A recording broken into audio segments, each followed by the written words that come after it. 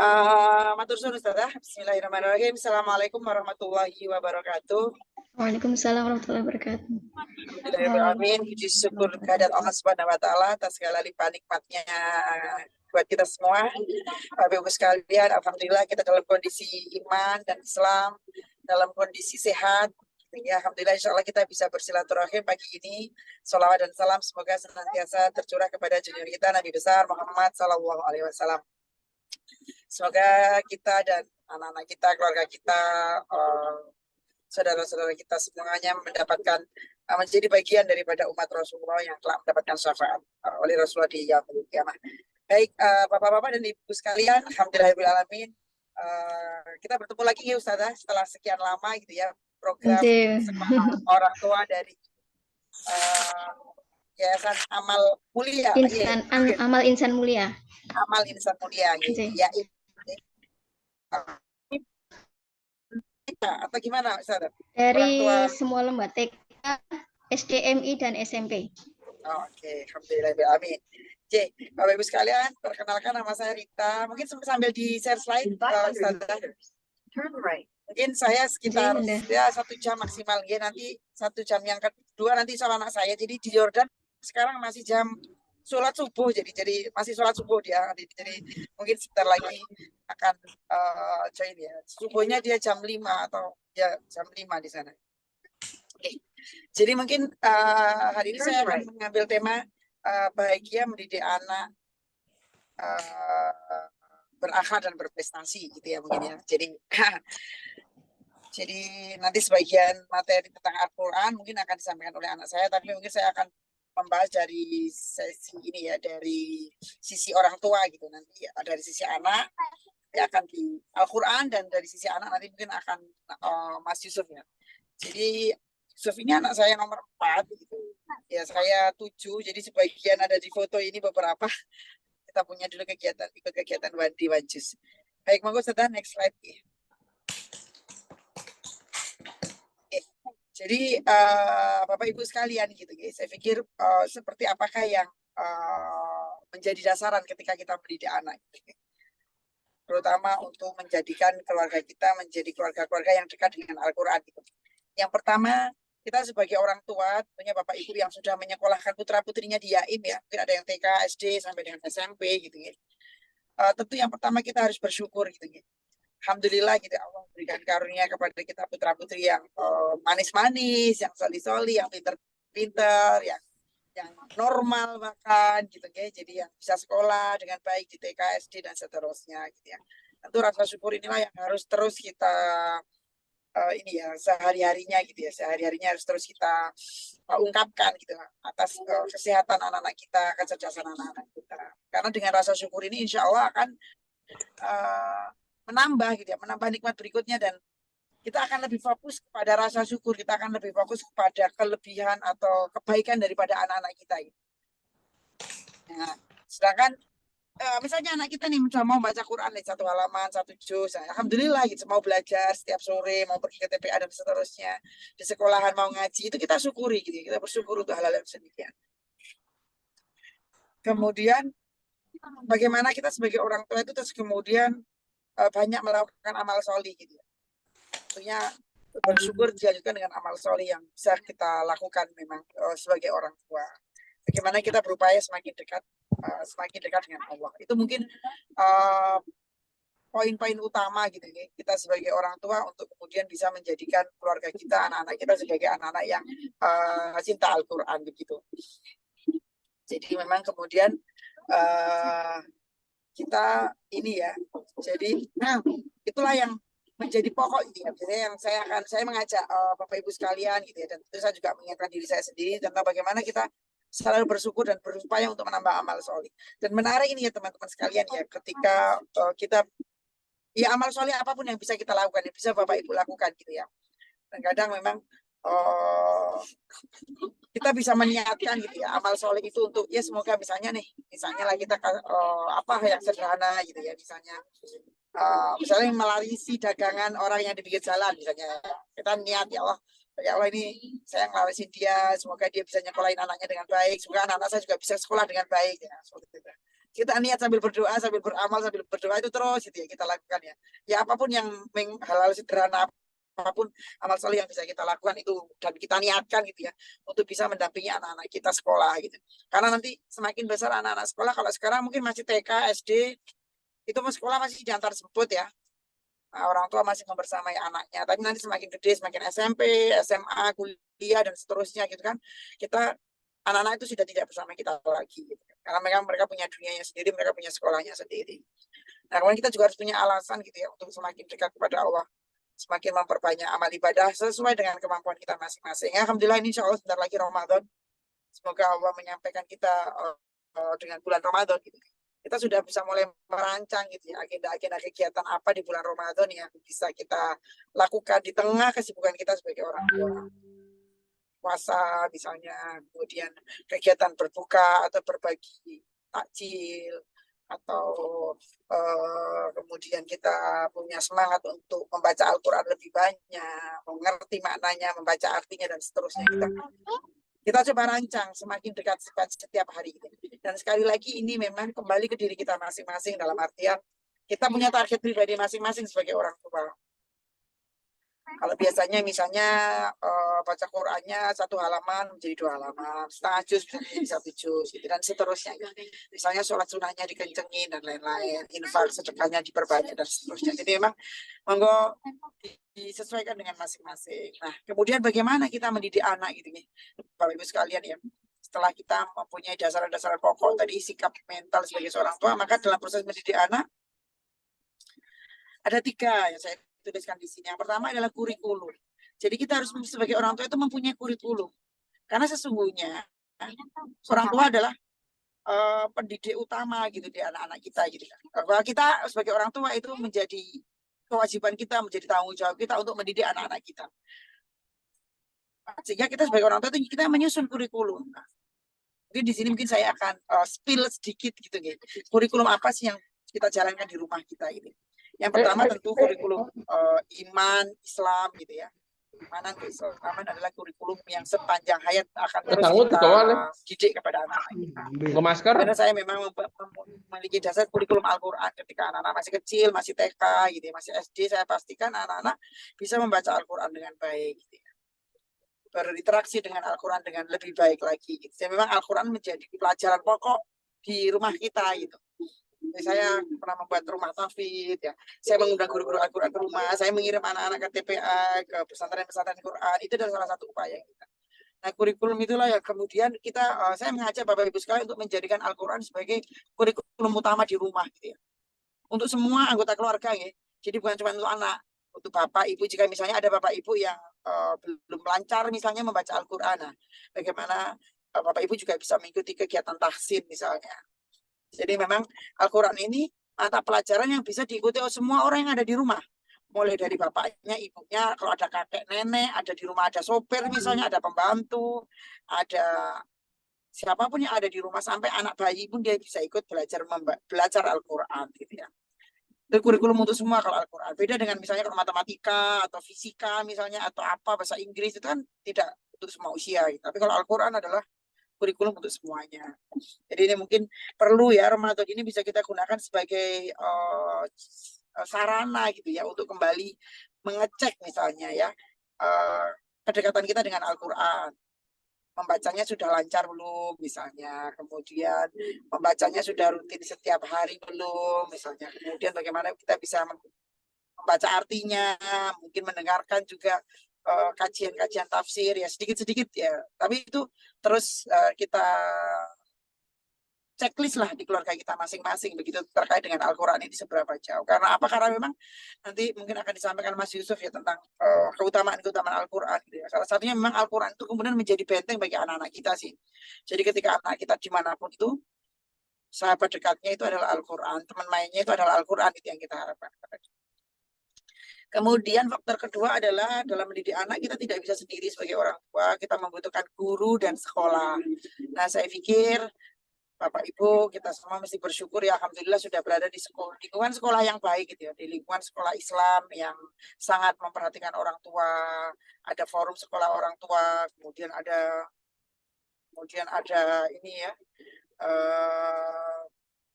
In 300 meters, turn right. Ada kegiatan-kegiatan orang anak-anak kita juga dibimbing oleh guru dengan baik di sekolah. Ya. Jadi tugas kita cukup mendukung, mensupport dari program-program yang sudah dilakukan di sekolah. Ya. Membantu pihak sekolah untuk mempermudah lagi anak-anak kita belajar. Nah, kemudian berikutnya tentunya evaluasi gitu ya. Jadi evaluasi di sini, bahkan kalau saya di rumah itu saya membuat semacam rapot gitu ya. Jadi sebenarnya rapot itu bukan untuk melihat anak kita meters, juara berapa atau sudah berapa ini gitu ya. Sudah berapa, tapi memang untuk mencatat gitu ya, mencatat perkembangan anak-anak kita sendiri. Misalnya tahun ini apa, tahun besok apa, dan seterusnya gitu ya. Nah, itu teman-teman sekalian dalam mendidik anak ya. Terus kemudian, nah, apa sih poin utama gitu ya? Kalau saya di sini hari ini saya bawakan 2 poin ya, tentang apa sih dalam tanda kutip yang kita buru ketika kita mendidik anak gitu ya. Jadi berakhlak dan berprestasi yang saya ajak teman-teman hari ini gitu ya. Pertama itu berakhlak kepada Allah. Bagaimana kita bagaimana kita Your destination is on the right. hak Allah gitu ya.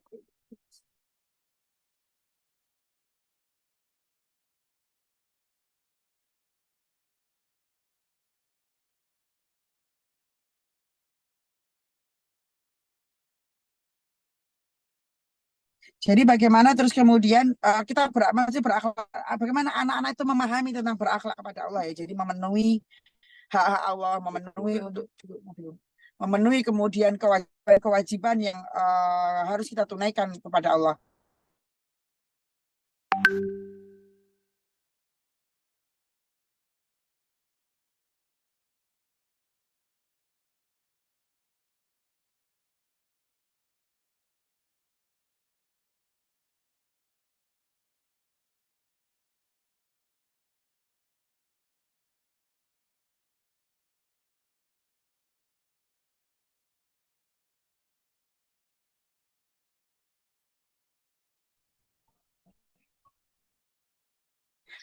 Jadi kemudian ya bagaimana kepada anak-anak untuk bisa berakhlak kepada Allah. Saya sampaikan berakhlak kepada Allah itu adalah ya sholat gitu ya.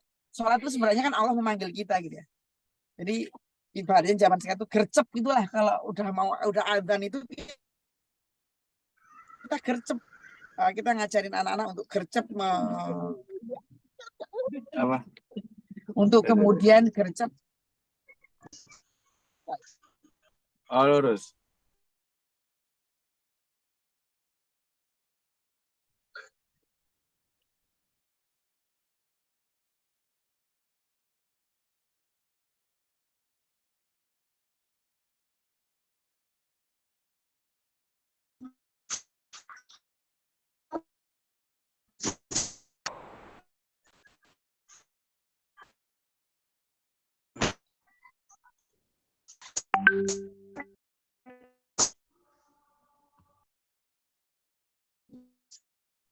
Ya kita berakhlak kepada Allah ya. Bagaimana terus kemudian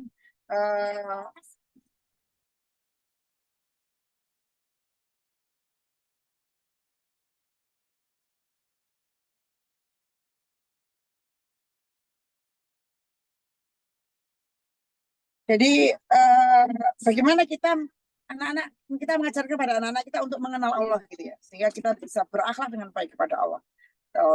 Minimal sholat, kemudian terhadap Al-Quran, anak-anak itu memahami banget gitu. Itu yang kita berharap, berakhlak kepada Allah. Ya sebab otomatis kan sebenarnya kita berakhlak kepada Allah itu adalah beriman kepada Allah gitu, teman-teman sekalian ya. Jadi dalam artian kita akan mengajarkan kepada mereka bagaimana mengikuti apa yang Allah perintahkan gitu. Terus kemudian menjauhi apa yang dilarang oleh Allah, itu adalah akhlak pada Allah. Terus kemudian kepada Allah, kemudian kepada diri sendiri. Itulah yang kemudian kalau akhlak kepada diri sendiri itu adalah kita harus paham diri kita gitu ya. Kalau apalagi kalau bicara anak-anak ya, misalnya bagaimana kita menjaga kebersihan diri, ya. Bagaimana berpakaian yang rapi menutup aurat, ya dan lain-lain itu banyak yang kemudian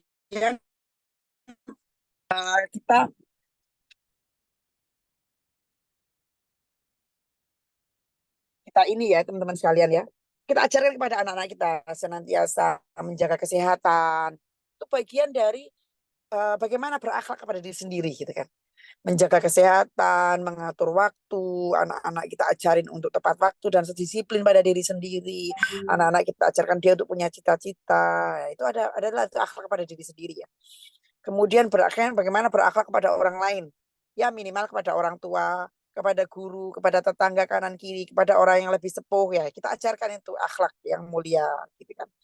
Terus kemudian yang kedua adalah berprestasi. Nah, teman-teman ya, jadi dalam hal berprestasi ini ada dua gitu ya. Ya tentunya berprestasi di dunia dan berprestasi di akhirat. Ya, tapi karena kan memang ketika kita udah mendapatkan prestasi di akhirat, maka ya insya Allah gitu ya, dunia itu akan menjadi bagian daripada kita.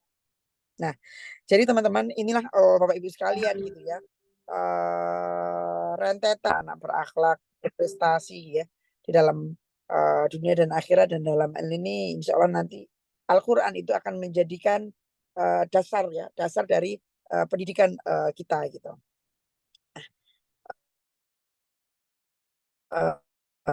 Halaman berikutnya Ustazah.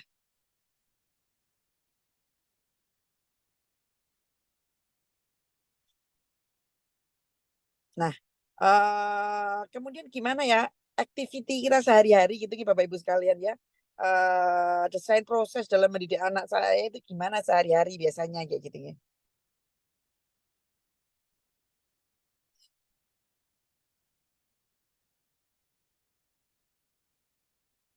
Nah, yang pertama kita sebagai seorang sebagai ayah dan ibu, maka kita punya yang namanya kompak suami istri. Ya. Itu yang kemudian menjadi pertama kunci dalam teknis. Kalau kita bicara saya sudah bicara masalah teknis atau proses dalam mendidik anak gitu. Teknis atau proses dalam mendidik anak.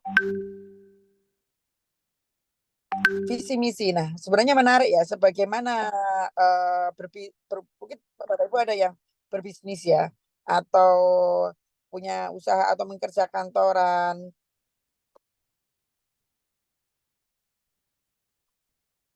Tentu ada yang namanya visi misi gitu ya. Keluarga juga gitu, kita harus membahas dengan suami istri kita, suami kita atau dengan istri kita gitu kalau Bapak Ibu ada di sini ya. Misalnya pada hari ini kita udah mendapatkan kegiatan pada hari ini gitu ya. Maka terus kemudian ada suatu pertanyaan gitu.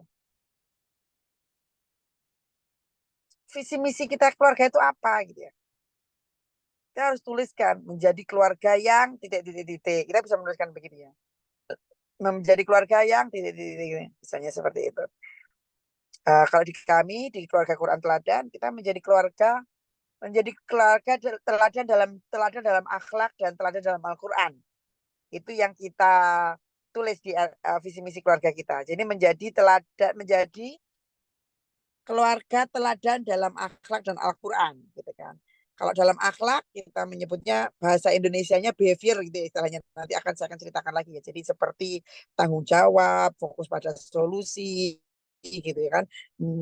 Kemudian kemandirian itu salah satu akhlak, beberapa akhlak yang kita highlight misalnya seperti itu. Nah, kemudian value ya, nilai-nilai keluarga apa yang kita pegang bersama itu kita tuliskan juga gitu ya. Kejujuran ya, nilai-nilai apalah yang nilai kebaikan bisa diambil 3 gitu ya Pak Ibu. Ya kemudian itu memang ini perlu dirumuskan, visi misi dan value keluarga ini perlu dirumuskan. Tentunya kalau tentang iman, Islam, Al-Quran itu sudah umum ya. Tapi dibuat lagi yang lebih spesifik. Keluarga kita itu mau mempunyai value apa? Dan tentunya menentukan value ini sesuai dengan kondisi orang tua masing-masing ya. Kalau saya sama suami kan berbisnis ya. Sehingga kalau kami salah satunya adalah kemandirian, kemudian networking yang kita highlight gitu ya, berjejaring atau bersilaturahim. Itu salah satu value keluarga. Jadi anak-anak tuh biasa kalau setiap minggu, weekend dan seterusnya itu kita ajak silaturahim. kemana saja, silaturahim ke teman, saudara, tetangga. Banyak yang kita bersilaturahim sambil belajar, seperti itu. Nah, tentunya yang penting juga dalam proses mendidik anak atau keluarga Quran, ini adalah tentang kekompakan suami dan istri. Nah, kemudian resource-nya apa? Ada networking orang tua, ini dipentingkan ya, sehingga supaya misalnya saya punya teman guru ngaji, punya teman pesantren, dan seterusnya, itu yang kemudian menjadi ini salah satu kekuatannya. Kita harus punya banyak teman guru ngaji gitu kan. Dimanapun di kota manapun kita punya teman guru ngaji. Kalau saya begitu akhirnya kan. Punya guru-guru Al-Quran di kota manapun ya saya cari. Kalau saya belum punya saya mencari gitu. Ya, saya mencari gitu. Nah, kemudian dalam proses sehari-hari gitu ya teman ibu-ibu sekalian, saya dan suami itu banyak melakukan proses diskusi, brainstorming dengan anak-anak. Program-program Al-Quran itu tidak top down kalau dari kami. Jadi kami saya diskusi dengan anak-anak. Hari ini kita ngajinya di mana gitu ya. Kita hari sholat di mana. Misalnya Ramadan gitu ya. Ramadan bisa dijadikan kesempatan keluarga untuk kemudian mendekatkan anak-anak dengan Al-Quran, mendekatkan anak-anak dengan masjid ya. Jadi misalnya kita hari ini sholat maghrib di mana atau takjilan di masjid mana gitu. Bukan di warung mana, kita takjilannya di masjid mana dan bawa Quran dan seterusnya gitu. Seperti itu kita banyak brainstorming diskusi dengan anak-anak. Nah, kemudian untuk mengukur produktivitasnya seperti apa? Karena kita punya 7 anak, maka target goal masing-masing anak berbeda. Ada yang ini targetnya membaca, yang ini targetnya menghafal, yang ini targetnya mengajar. Seperti anak saya yang Yusuf ini, alhamdulillah sudah sebentar lagi belum join ya beliau ya. Sudah bisa saya ajak untuk mengajar kan, karena memang kapasitas beliau yang sudah sampai mengajar ini anak nomor 4. Jadi anak nomor 1, nomor 2, nomor 3 malah tidak saya ajak, atau bukan tidak saja, memang fokusnya bukan di Al-Quran. Yang 2 bisnis, yang 1 psikologi, dan seperti itu. Nah, by project, jadi memang per project sesuai dengan anak-anak gitu ya. Seusia anak-anak. Nah, masing-masing anak mempunyai personal goal-nya masing-masing. Kemudian experience ya teman-teman sekalian ya. Jadi anak-anak perlu banyak mendapatkan experience yang banyak terkait dengan Al-Quran gitu ya. Kegiatan-kegiatan Al-Quran tuh banyak gitu. Ada fun Quran, ada Quran camping, ada macam-macam lah yang kita bisa ikutin. Sekarang sudah modern ya zaman. Udah banyak sekali jenis-jenis Al-Quran. Dan terakhir memang celebration. Celebration itu apa teman-teman sekalian? Yaitu perayaan atau inaugurasi atau hadiah-hadiah atau pesta-pesta gitu. Syukuran gitu. Saya biasa mengadakan tasyakuran ketika anak naik dari jilid 1 ke jilid 2 gitu. Kemudian ketika dia khatam Al-Quran itu juga jilid 1 ke jilid 2, kemudian kita juga ada syukuran-syukuran yang diikuti oleh anak-anak. Kita bersyukuran sederhana aja, kita berbagi nasi mungkin, berbagi kue kepada teman-teman, kepada tetangga. Jadi kalau perayaan di rumah kita bukan perayaan ulang tahun, tapi perayaan ketika dia naik juz Al-Quran, dia khatam Al-Quran dan seterusnya. Itu mungkin Ustazah yang bisa saya sampaikan untuk pagi ini. Mungkin bisa dilanjutkan diskusi sambil mungkin menunggu Mas Yusuf ya. Coba saya kontak dia sampai di mana. Assalamualaikum warahmatullahi wabarakatuh. Waalaikumsalam warahmatullahi wabarakatuh. Oke, terima kasih kepada Bunda Rita yang telah menyampaikan materi yang sangat luar biasa, ya. Bapak Ibu sudah bisa menyimak tadi bagaimana yang disampaikan oleh Bunda Rita mengenai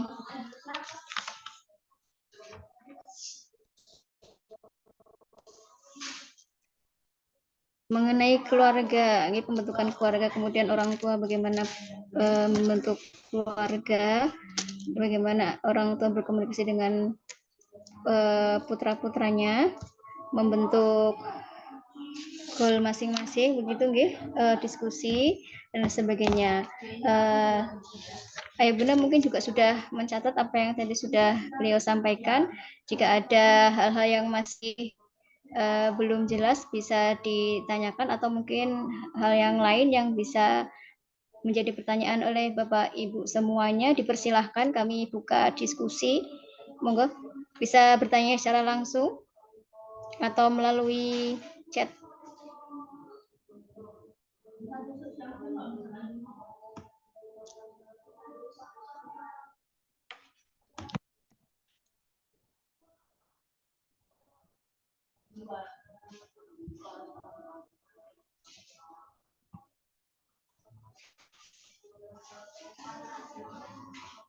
Untuk presensi memang belum kami share nggih Bapak Ibu. Kita akan menyampaikan atau meng-share presensinya nanti di akhir nggih. Insyaallah.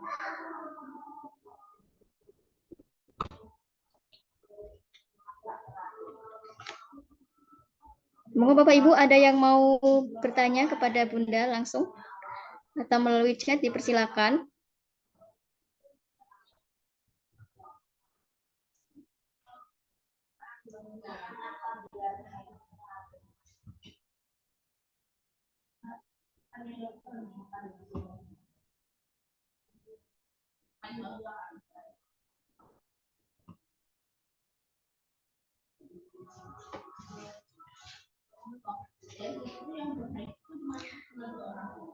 Belum ada nggih? Bunda mohon maaf kalau ini kan sudah mau Ramadan nggih, pasti Bunda juga sudah sangat berpengalaman sekali untuk bagaimana mempersiapkan keluarga menyambut Ramadan nggih tadi. Mungkin bisa di napa nggih, disepil program-program Bunda dengan keluarga untuk Ramadan ini menapa mawon Bunda. Mungkin bisa sedikit bercerita untuk Ramadan besok ini.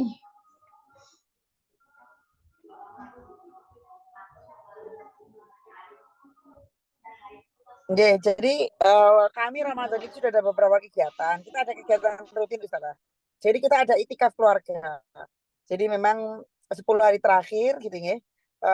Karena memang anak-anak saya beberapa di pondok sehingga liburnya pun juga hanya 10 hari terakhir, biasanya kan begitu. Nah, kita mengadakan itikaf keluarga. Jadi emang itikaf keluarga ya, karena saya ada masjid sebelah rumah gitu kan.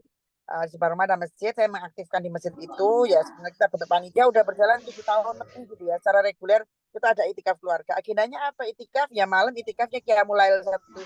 Setelah tarawih kita ada Qiyamul Lail 1 jam ya malamnya. Ya setelah tarawih ada tadarusan, kemudian ada kajian sebentar, sekitar mungkin setengah jam 45 menit. Kemudian ya istirahat dan ibadah masing-masing. Nanti malamnya ada Qiyamul Lail.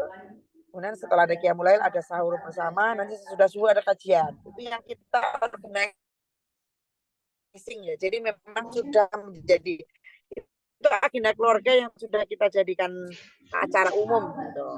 Yang pertama keluarga itu adalah lebih ke target personal gitu ya. Lebih ke target personal, yaitu target personal itu adalah target personal itu masing-masing anak masing-masing gitu ya. Dan kalau saya ada lagi adiknya Yusuf tuh Hajar itu dia memang targetnya per 1 minggu khatam. Jadi dia memang alhamdulillah baru selesai ini baru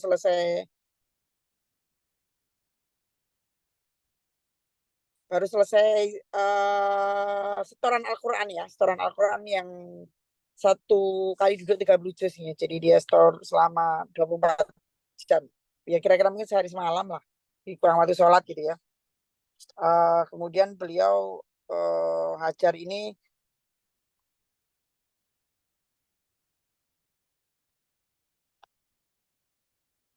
beliau satu minggu 1 juz ya, setoran ulang 1 minggu 1 juz misalnya seperti itu. Kemudian kalau yang Yusuf nanti ditanya sendiri Mas Yusuf programnya apa. Kemudian yang rata-rata sih mereka sudah punya karena memang udah pada dewasa gitu sekarang ya. Yang paling kecil yang Hajar itu yang usia 1 SMP yang baru selesai khatam tadi. Kemudian bawahnya lagi Maryam kelas 4 SD. Saya belum nanya dia targetnya apa Ramadan ini. Kalau yang dewasa biasanya minimal 2-3 kali khatam, 4 kali khatam. Kalau saya pribadi, saya sekarang lagi membuat program ini Bapak Ibu sekalian, Ibu-ibu sekalian kalau mau join monggo, kita maunya one day one page ya. Kita nanti saya share juga di ini kalau ada yang berminat ya untuk join tentang ini apa? Jadi satu hari kita membaca arti dan terjemah per kata per halaman, 1 halaman atau setengah halaman, terserah masing-masing ya. Jadi itu yang gerakan baru yang saya buat untuk Ramadan ini gitu ya. Kalau insya Allah sih kalau orang tua kan tentunya membaca Al-Quran sudah lancar, kemudian khatam, 1 bulan khatam kalau insya Allah sudah biasa gitu ya. Lebih dekat dengan Al-Quran yaitu dengan membaca artinya gitu ya. Kita ingin bisa sebagai ayah ingin ngerti terjemahannya dan membaca arti perkataannya, terjemah perkata. Itu yang jadi program kita untuk Ramadan ini. Oke, terima kasih. Ada pertanyaan dari Wali, Bunda bacakan. Bagaimana cara agar anak bisa rajin TPA? Seperti sudah kami lakukan agar anak rajin, tetapi tidak ada yang berhasil. Dari Bunda Fitri. Monggo Bunda. Nah, ini caranya apa aja yang sudah? Biasa nanti bisa ngasih alternatif yang belum nih Bunda Fitri. Monggo Bunda Fitri yang sudah dilakukan apa nih? Bisa disaringkan dulu mungkin. Ya kalau semuanya sudah terus gimana? Ya, mungkin juga sudah semua. Monggo Bunda Fitri kita tunggu di chat lagi. Nanti Bunda Fitri mungkin bisa didetailkan sarannya apa saja yang sudah dilakukan gitu ya. Selanjutnya ada Bunda Emil. Sudah merencanakan benar berupa kesepakatan sama anak. Oke, Masya Allah, mudah-mudahan ini ya bisa lancar gitu ya kesepakatannya. Kemudian ada Bunda ini dari Wali Mas Fata. Makanya Bunda tadi disampaikan ada sebagai reward saat anak naik juz atau ikro, dan barangkali saat anak bisa full berpuasa di bulan Ramadan sampai dengan usia berapakah hal ini dilakukan reward tersebut, Bunda? Reward itu ya saya lakukan sampai sekarang. Nah, maka tadi saya mau nambah juga yang TPA tadi gitu ya. Sudah pernah dikasih hadiah-hadiah belum, Bu? Jadi kalau mau ngaji ke TPA saya kasih hadiah gitu. Nah, ini nih, udah jawab nih Bunda Fitrinya kayaknya nih. Ujian, hadiah, obrolan dengan tujuan mensupport mereka. Oke. Hadiah-hadiah sudah ya? Ujian sudah, hadiah sudah, obrolan sudah. Oh, oke. Kalau semua cara ke TPA sudah dilakukan kok belum berhasil, coba diajak ngomong anaknya. Ditanya, Mbak, bagaimana supaya kita rajin ke TPA? Supaya kamu rajin ke TPA. Kita tanya.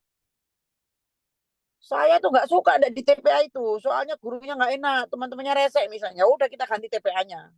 Kita pindah TPA. Coba dievaluasi bersama anak. Jadi teman-teman sekalian ya. Evaluasi program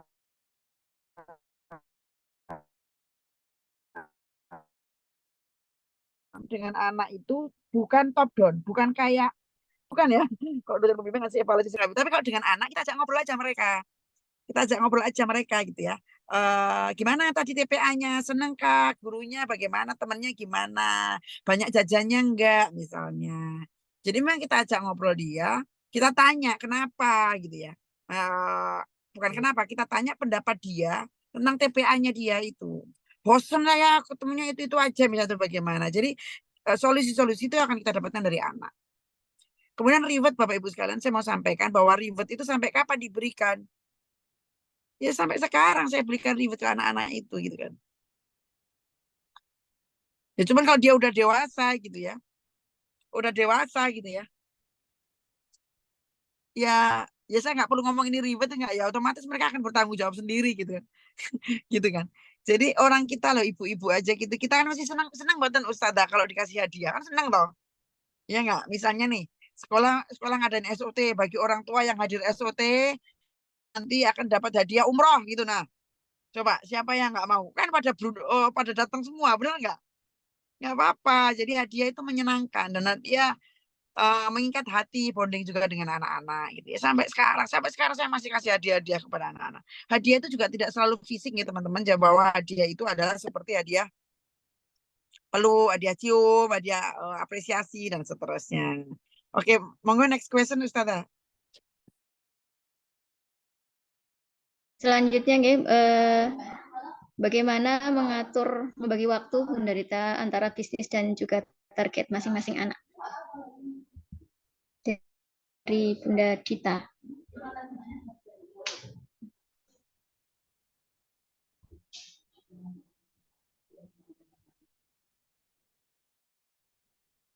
Ya, jadi izin ini pertanyaan terakhir, saya sudah ditunggu di pondok. Ini Mas Yusuf sudah hadir. J, J, di Bunda. Mas Yusuf mana? Saya cek dulu saya. Nanti. Oke. Oke ya, berarti jadi gini teman ibu sekalian, bagaimana membagi waktu gitu ya. Saya membagi waktu itu berbasis, pertama yang sederhana adalah berbasis waktu sholat gitu ya. Jadi ya berbasis waktu sholat. Jadi misalnya bangun sebelum subuh. Jadi saya nggak bangun jam 5 gitu nggak. Misalnya bangun sebelum subuh atau selambat-lambatnya pas adzan subuh. Setelah subuh saya melakukan habis biasanya ngaji sebentar, terus masak, olahraga gitu kan. Terus kemudian ada agenda apa meeting dan seterusnya sampai duhur. Nanti habis duhur agendanya apa, habis asar apa, habis maghrib apa, habis isya apa gitu. Saya biasanya membagi waktu berbasis waktu sholat. Itu yang pertama untuk memudahkan saya. Terus kemudian yang kedua, ya memang kita punya prioritas nih Bapak Ibu sekalian, gitu, teman-teman sekalian gitu ya. Kita punya prioritas keseharian tuh apa. Jadi memang apa yang jadi prioritas kita gitu. Misalnya kalau di rumah saya senang masak ya. Jadi kalau masak itu menjadi kegiatan saya kalau masak gitu. Nah terus kemudian yang juga saya konsentrasikan penuh adalah saya ngurusi bisnis dan saya mengurus pendidikan anak-anak. Ya kalau bab-bab lain itu yang tidak terlalu, menurut saya bukan tidak terlalu penting, misalnya kayak rumah saya itu nggak terlalu bersih banget, nggak, yang penting rumah itu suci misalnya kalau saya. Jadi kalau agak namanya ada anak kecil berantakan, mainannya kemana-mana, bukunya berserakan, kalau saya sih nggak masalah misalnya seperti itu. Jadi memang kita mengatur kegiatan-kegiatan yang mungkin gitu ya, kegiatan-kegiatan yang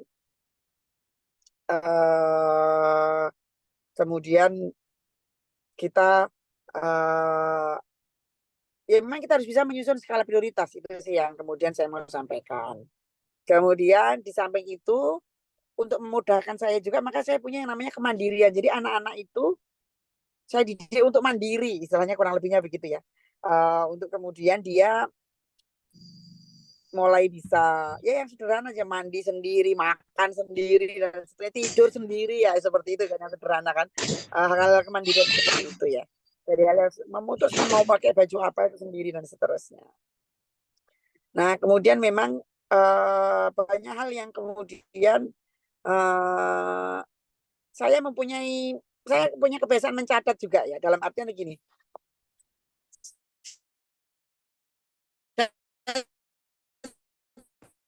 Tulis sih, pekerjaan apa yang ingin saya selesaikan dalam 1 bulan ini. Kemudian sehari ini saya mau selesaikan berapa agenda. Itu memang saya biasanya saya tulis ya. Saya buat checklist untuk diri saya sendiri untuk memudahkan saya bekerja, memudahkan saya mengurus anak dan seterusnya. Nah, berikutnya adalah tentang ya bagaimana kemudian kita ini seimbang ya teman-teman ya. Dalam manajemen waktu itu ada satu waktu ibadah. Itu harus dikunci ya. Sholat, puasa, ya waktu-waktu ibadah lah, dzikir itu dikunci dulu. Waktu-waktu sholat itu, sahur misalnya, nanti kalau kita mau sahur ya. Waktu-waktu ibadah yang pertama dikunci. Kemudian yang kedua otomatis adalah waktu untuk mendidik anak. Kemudian waktu untuk pengembangan diri. Jadi saya punya ini untuk waktu untuk mengembangkan diri, dan yang terakhir itu adalah waktu untuk kita punya bahasa zaman sekarang mungkin me time gitu ya, healing atau apa gitu ya. Saya baca buku biasanya, kalau butuh healing itu saya baca buku. Saya duduk aja di rumah atau di mana, di kafe atau di mana, baca buku gitu ya. Bagi saya baca buku itu adalah sebuah kemewahan. Jadi istirahat saya itu adalah baca buku kayak gitu kalau saya bilang gitu. Jadi masing-masing kita harus menemukan sih untuk merilis rasa. Ya alhamdulillah, mohon maaf ini masih belum bisa menyertai Ustazah, nanti insya Allah bisa dilanjutkan dengan Mas Yusuf, nanti teman-teman biasanya dipanggilnya Ustadz Yusuf sih walaupun masih kecil. Tapi saya masih, Mas Yusuf sudah on stage nih, sudah ada nggih? Sudah ada.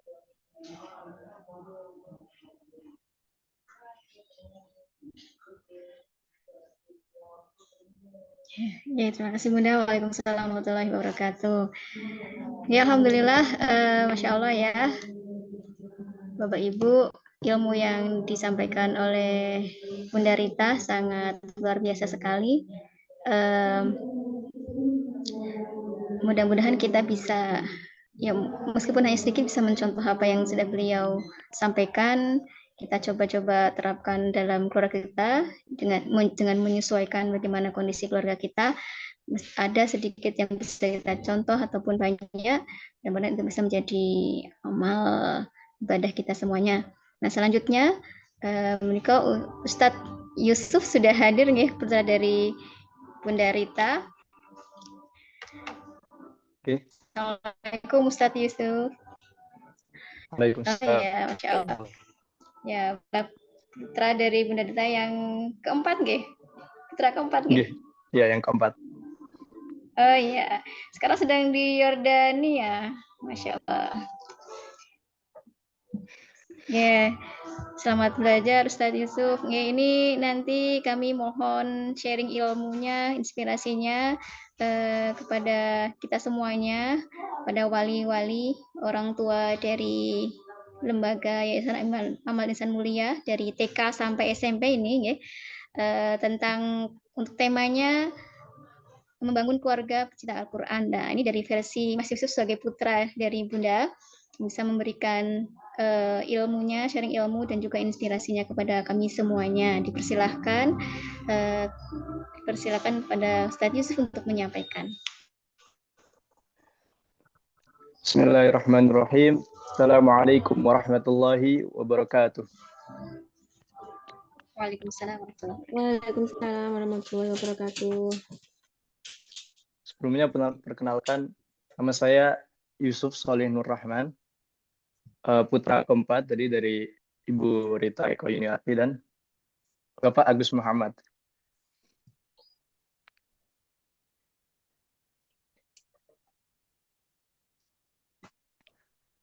Sebelumnya izinkan saya untuk menjelaskan sedikit materi tentang menjadi keluarga pecinta Al-Quran sebagai POV anak.